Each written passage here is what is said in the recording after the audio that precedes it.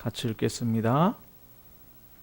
야곱아, 어찌하여 네가 말하며 이스라엘아, 네가 이르기를 내 길은 여호와께 숨겨졌으며 내 송사는 내 하나님에게서 벗어난다 하느냐? 너는 알지 못하였느냐? 듣지 못하였느냐? 영원하신 하나님 여호와 땅끝까지 창조하신 이는 피곤하지 않으시며 곤비하지 않으시며 명철이 한이 없으시며 피곤한 자에게는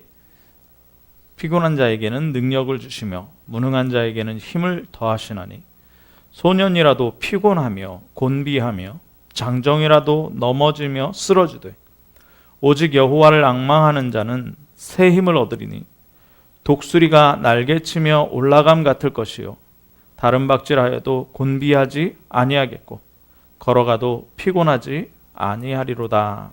아멘. 오늘 전면 비대면으로 온라인으로 예배하고 있습니다. 예. 그런데 하나님께서는 오늘 우리에게 뭐라고 말씀하시냐면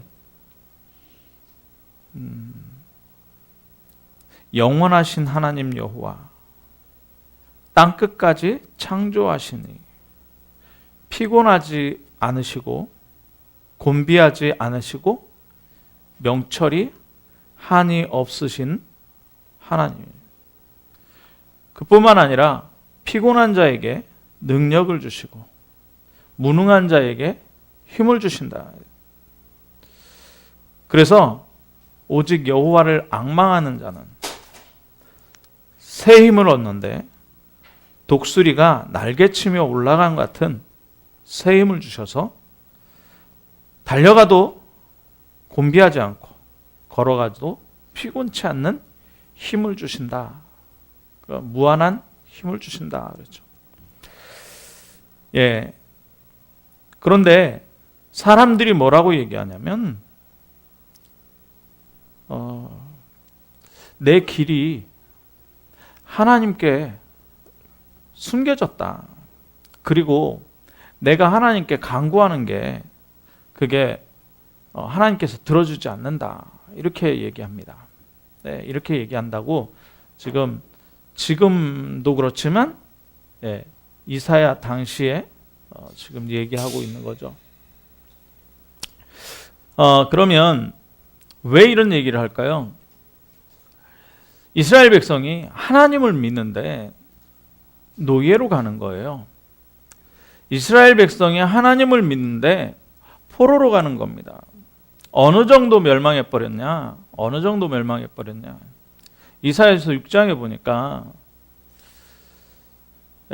완전히 숲에 배임 당하는 것처럼 다 배임을 당했어요. 10분의 1이 남아있다가 그것까지도 배임을 당했다 그랬어요. 밤나무와 상수리나무가 배임을 다 당했는데 10분의 1이 남았어요. 그런데 그 10분의 1까지도 배임을 당했어요. 자, 무슨 얘기입니까? 완전히 망했다는 얘기죠. 완전히 망했어요. 그럼 완전히 망하니까 이 사람들이 뭐라고 하겠습니까? 이 사람들이 하나님 우리를 살려주세요. 하나님 우리를 돌봐주세요. 이런 기도를 하는데 하나님의 시간표가 또 있는 거죠. 하나님의 시간표가. 자, 우리가 하나님을 믿는 이유가 뭡니까? 자꾸 인생의 저주 재앙 문제로 이해할 수 없는 어려움들이 들어오게 됩니다. 이해할 수 없는 어려움들이 들어와요. 어떤 사람은 가난으로, 어떤 사람은 질병으로, 어떤 사람은 가정 문제로.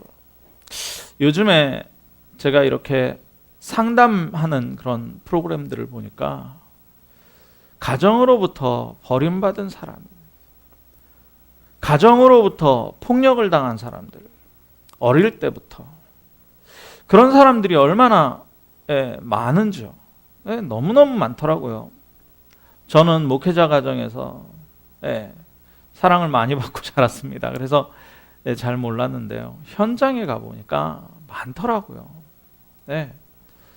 그런데 상담자가 뭐라고 하느냐,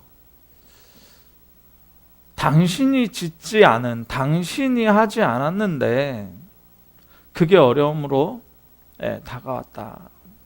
당신은 아무 잘못 없는데 당신은 생존의 위협을 느꼈다. 이런 얘기들을 많이 합니다. 코로나19 팬데믹 이후에 지금 2년이 넘도록 오늘도 비대면으로 예배하고 있는데요. 정상적으로 회복이 되지 않습니다. 어떤 사람은 이거는 무능한 정부를 탓하고요. 어떤 사람은 중국을 탓하고요. 어떤 사람은 WHO를 탓하는데 무슨 얘기입니까?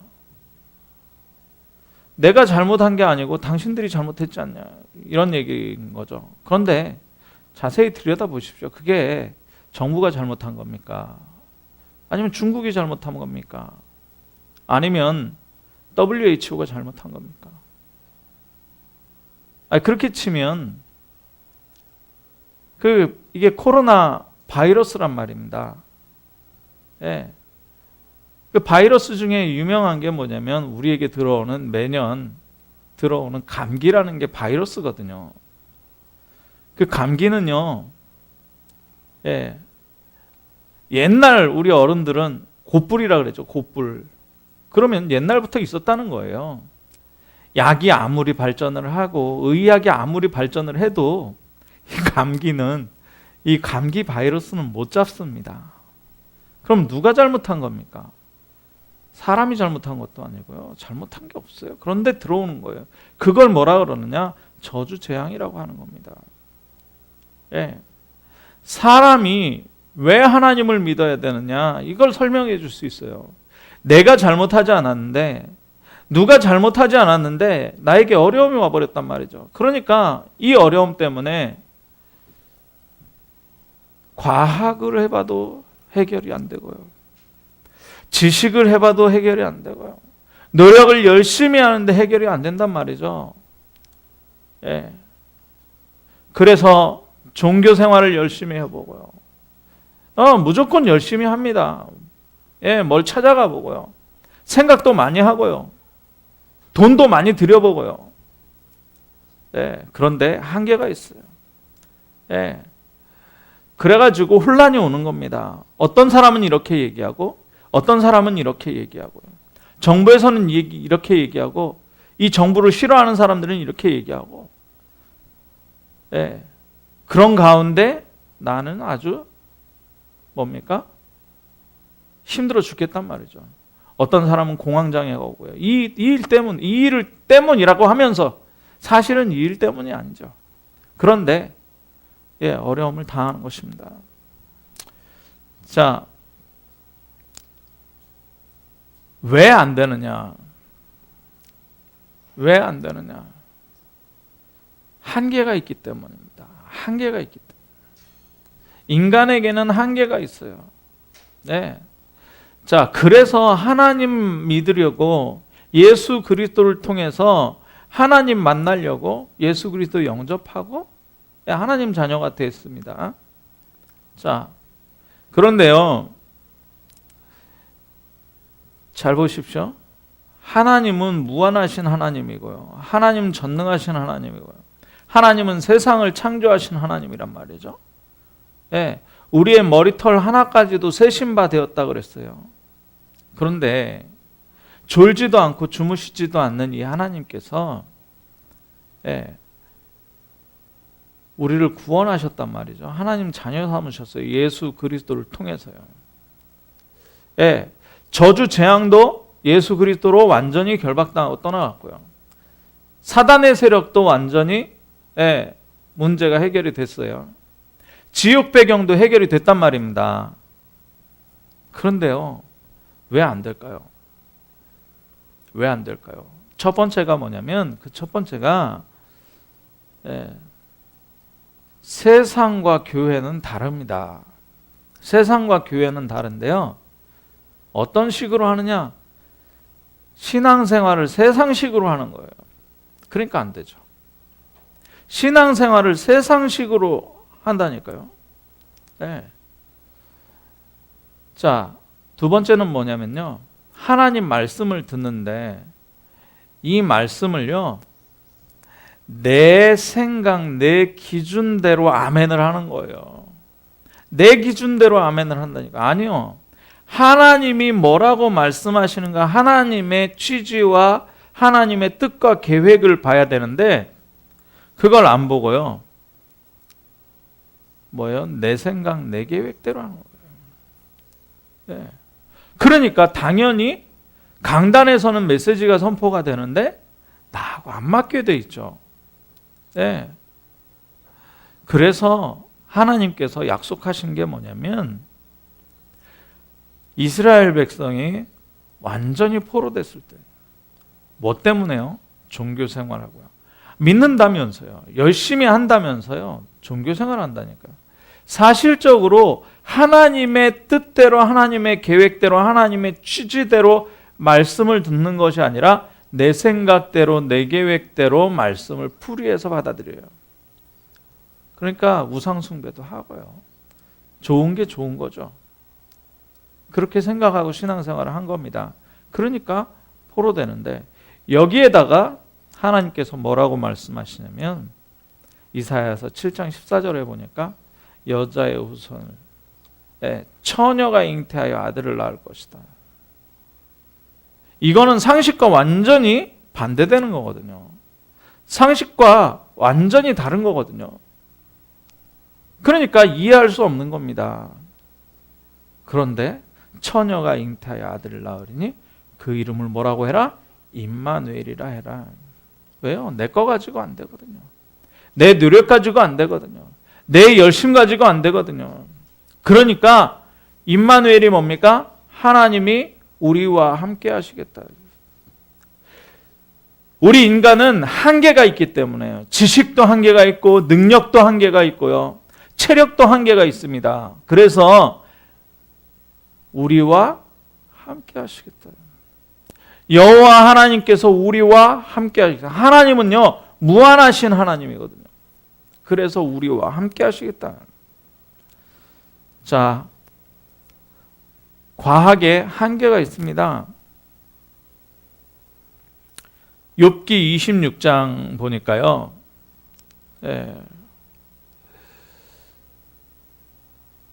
욥이 고백하는데요. 하나님께서 북쪽 허공에, 북쪽을 허공에 펴셨다 그랬어요. 방향을 허공에 피신 거죠. 그리고 땅을 아무것도 없는 곳에 매다셨다. 뭡니까? 우주가 있고 지구가 지금 허공에 떠 있다는 거예요. 또 물을 빽빽한 구름에 싸시는데 그 밑에 구름이 찢어지지 아니했다. 우리가 비가 올 것 같으면 어디서 비가 옵니까? 하늘에서 비가 오는데 구름을 타고 비가 오잖아요. 그런데 그 구름이 찢어지지 않는다. 그러니까 보름달을 가리고 자기의 구름을 그 위에 펴시고, 그리고 수면에도 경계가 있어요. 경계를 그으시고, 그리고 빛과 어둠이 함께 끝나는. 하나님이 꾸짖으니까 하늘 기둥이 흔들리면서 놀래요. 그의 능력으로 바다를 잔잔케 하고요. 지혜로 라합을 깨트린다 그랬는데, 라합이 뭐냐면 그 기생 라합, 그 예수님의 그 조상 할머니 라합이 아니고요. 이 라합은 히브리어로 그 바다 괴물을 얘기합니다. 바다 괴물. 바다 괴물을 얘기하는데, 이거를 다시 해석을 우리 말로 해석을 하면 악의 세력들입니다. 악의 세력들. 지혜로 악의 세력들을 깨트리면, 그리고 입김을 불어서 하늘을 맑게 하시고 손으로 날렵한 뱀을 무찌르신다. 그러니까 하나님 앞에서 우리는 단편이고, 우리가 하나님께 듣는 거 있잖아요. 이 말씀도 속삭이는 소리뿐이에요. 하나님의 큰 능력은 우레소리, 번개소리, 그거를 헤아릴 수 없을 정도로 어마어마한 하나님의 능력. 이거를 과학으로 어떻게 해석하겠습니까? 자, 바울이요 풍랑을 만났잖아요. 예, 바울을 태우고 가던 배가 풍랑을 만났습니다. 그 풍랑을 누가 잠잠케 할 수 있겠습니까? 그런데 여호와의 사자가, 천사가 바울 곁에 서서 네가 로마도 봐야 되기 때문에 이 풍랑 잔잔해질 것이다 라고 얘기하는 겁니다. 예. 그러면 왜 풍랑을 만났습니까? 왜 풍랑을 만났죠? 선주와 선장의 말을 듣고 과학적으로 맑은 하늘에는 풍랑이 일지 않는다라는 것을 과학적으로. 그런데 과학은 하나님의 섭리를 이기지 못합니다. 그러니까 과학 때문에 많은 사람이 죽는 거예요. 네. 그래서 우리는 하나님의 능력을 믿는 것입니다. 자, 경험에도 한계가 있습니다. 경험에도요. 네. 제자들이 실수한 이유가 뭡니까? 네. 제자들이요 예수님 믿는데 어떻게 믿었어요? 자기 경험대로 믿었어요. 네. 자기 경험대로 믿었어요. 요한복음 20장 27절에 29절 보니까 예, 여기에 디두모라고 하는 도마라는 제자가 있었어요. 이 제자에게 가서 예수님 부활하셨다. 예수님이 부활하셔서 너를 부르신다 그러니까 이 도마가 그러는 거예요. 25절에 보니까 내가 그 못자국에 손을 넣어보고 이 옆구리에 창자국에 손을 넣어보기 전에는 내가 니네들 말 안 믿는다 이러는 거예요. 뭡니까? 아니 십자가에 달려서 분명히 물과 피를 다 쏟고 죽었는데 어떻게 살아나냐. 예수님 분명히 살아날 것을 말씀하셨잖아요. 예, 살아나실 것을 말씀하셨는데도 불구하고 그건 예수님 말씀이지. 내가 내 평생에 다 죽었다가 다시 살아나는 사람을 한 번도 본 적이 없다. 무덤 속에 들어가가지고 세마포에 돌돌 쌓여서 지금 거의 썩을 그 상태가 됐을 건데 아니 무슨 소리라는 거냐. 지금 니네들이 예수님 봤다는 건 거짓말 아니냐. 내가 그거 못 믿겠다. 이 얘기죠. 예. 자, 그러니까 바리새인이 이런 겁니다. 바리새인이요. 하나님의 말씀에 아무리 쓰여 있어도 내 경험에 비추어 봤을 때 이렇게 얘기하는 거예요. 내 경험은 한계가 있어요. 무한하지 않아요. 상황 따라서 그때그때 달라요.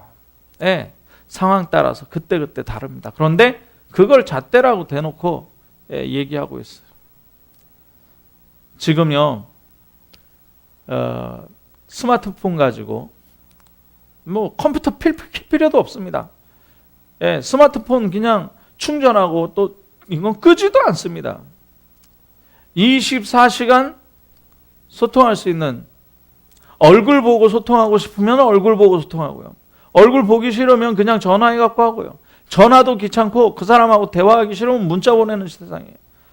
이 지구 237 어느 곳에도, 그죠? 이거 한 50년 전, 50년 전이 아니라 30년 전만 해도 이 이야기를 한번 한다 하십시오. 30년 전에. 전 세계가 실시간으로 소통된다. 그러면 경험 가진 사람들이 뭐라고 얘기하겠습니까? 말도 안 된다. 말도 안 된다. 그죠? 어떻게 이해하겠습니까? 그런데 사람들은 경험 가지고요. 그러니까 바리새인들이 망한 거예요. 네, 바리새인들이 망한 겁니다. 예수 부활을 왜 안 믿었냐? 경험상 그런 일이 없거든요. 예. 경험해 본 결과 죽은 사람이 살아날 수가 없어요. 자, 그러니까 이성적 논리에도 한계가 있습니다. 이성적 논리. 우리나라에서 이 성경을 굉장히 잘 푸는 철학자가 있습니다. 도울 김용옥이라고요. 그 사람은요, 성경을 굉장히 잘 아는데요, 성경을 하나도 모릅니다. 그 얘기는 무슨 얘기입니까? 이성적인 것도 한계가 있어요. 이성적인 것도 한계가 있습니다. 네. 철학자들은 논리를 가지고 논리 정연하게 정리를 해서 논리에 안 맞으면 그건 배격합니다. 성경 요한복음 3장 1절에서 15절에 보면 니고데모라 하는 사람이 예수님을 찾아와요. 예수님을 찾아와서 우리가 예수님께서 하나님께로서부터 오신 선생인 줄 아는데 그걸 어떻게 아느냐? 지금 논리적으로 예수님이 하신 일, 그 당신이 하신 일을 보면 그 하나님의 아들이 아니고서는 절대 할 수 없는 일들입니다. 그 얘기를 하면서요. 그 얘기를 하면서 뭐라고 얘기하냐면 예수님이 말씀하시는데요. 사람이 거듭나지 않으면, 두 번 태어나지 않으면 하나님의 나라를 볼 수 없다, 이런 얘기를 해요. 그러니까 니고데모가 이게 무슨 말입니까? 예수님, 내가 지금 완전히 노인인데 어떻게 어머니 모태에 들어가게 다시 나오겠습니까? 그러니까 예수님이 뭐라 그러시냐면 사람이 물과 성령으로 나지 아니하면 하나님 나라에 들어갈 수 없다. 하나님 나라에 들어갈 수 없다. 그건 뭐냐? 물은 뭐예요? 물은 말씀이신 예수 그리스도. 성령은 성령의 역사죠. 그래서 육으로 난 것은 육이고 영으로 난 것은 영이다. 그러면서 예수님이 설명을 하는데요, 이거를 못 알아듣는 거예요. 못 알아듣는 거예요. 그러니까 예수님이 3장 16절에 이런 말씀을 하십니다. 태초에 하나님이 세상을 이처럼 사랑하세요. 독생자를 주셨다. 누구든지 저를 믿는 자마다 멸망치 않고 영생을 얻게 하심이라. 자, 니고데모의 고민이 뭐였습니까? 영적 문제였습니다. 내가 율법도 알고 논리적으로도 맞는데 내가 구원을 어떻게 받아야 되느냐. 지식인들이 얘기를 해요. 논리도 얘기를 하고 과학도 얘기를 하고 경험도 얘기를 하고 다 하는데요, 못하는 게 뭐냐? 이 영적 문제를 해결할 수가 없습니다. 이 영적인 문제, 왜 도대체 저주 재앙이 오느냐? 왜 개인이 망하느냐? 왜 사회가 점점 어려워지느냐? 푸틴이 전쟁을 일으켰죠. 아니 지금 달나라 가는 세상에 전쟁이 무슨 말입니까? 이게, 그죠? 서로 평화롭게 살 수 있는 이 시대에 전쟁이 무슨 말이냔 말이죠. 왜 그러냐? 푸틴이 미쳤느냐? 영적 문제, 두려움이에요. 우크라이나가 미국 편에 들어가면, 나토에 가입하고 미국 편에 들어가면 러시아가 망할 거 아니냐, 이런 두려움이 확 들어가 버린 거예요. 그 두려움이 없으면 뭐 나토를 가입하든 EU를 가입하든 뭐 전쟁할 이유가 없겠죠. 쳐들어가고 사람 죽일 이유가 없겠죠. 그런데 나토 가입하고 EU 가입하면 러시아를 분명히 이 우크라이나가 쳐들어와 가지고 서방 세력이 힘을 얻고 쳐들어와 가지고 반역을 일으킬 것이다. 이렇게 생각을 하는 거예요. 그러니까 러시아는 전쟁을 두려움 때문에 일으킬 수밖에 없는 거예요. 그 두려움을 누가 가져다 줍니까? 영적 문제거든요. 그게 사실은 영적 문제예요. 예. 자, 그러면 이제 우리가 결론적으로 좀 신앙생활에 대한 반성을 오늘 좀 해야 됩니다. 어떤 반성입니까? 예. 과학에 어긋나면 우리는 못한다, 안 된다라고 생각했던 것이 있을 겁니다. 우리 경험적으로 비춰봐서 그건 안 되는 거야 라고 얘기하고 신앙생활도 그렇게 했을 수 있다니까요. 예.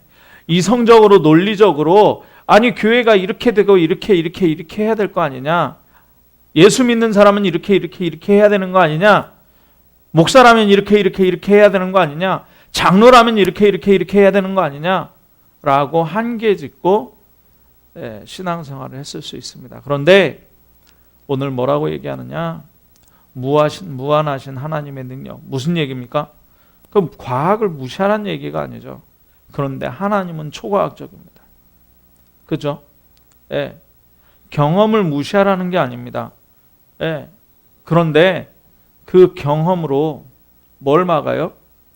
요즘에 얘기하는 헤븐리 탤런트, 드론즈 탤런트 이런 거 다 막습니다. 네가 무슨 천재냔 말이죠. 제대로 뭘 하나도 못하면서 공부도 제대로 못하면 이럴 수 있다니까요. 이게 경험적인 거고요. 논리적인 거 이런 걸로요. 그런데 하나님은요, 초경험이잖아요. 이 세상에 내가 아는 사실보다 내가 모르는 사실이 더 많습니다.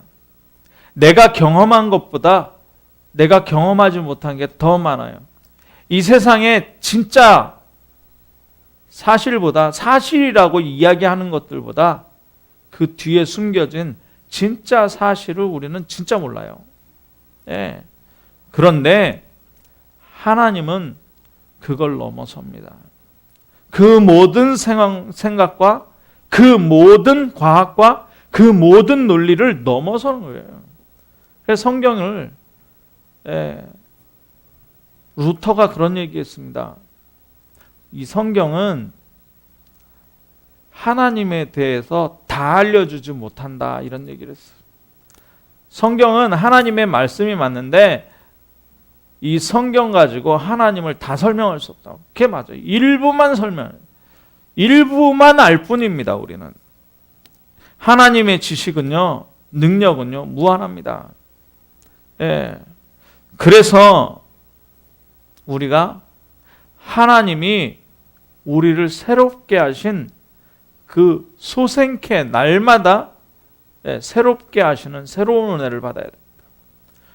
골로새서 3장 10절에 보니까 새 사람을 입었다 이라는 얘기를, 새 사람을 입었다. 그러면서 무슨 얘기냐, 창조하신 자의 형상을 쫓아 지식에까지 새롭게 하심을 받았다. 어떤 지식입니까? 영적 지식이에요. 영적 지식. 하나님은 우리에게 새 은혜를 주시는 분이란 말이죠.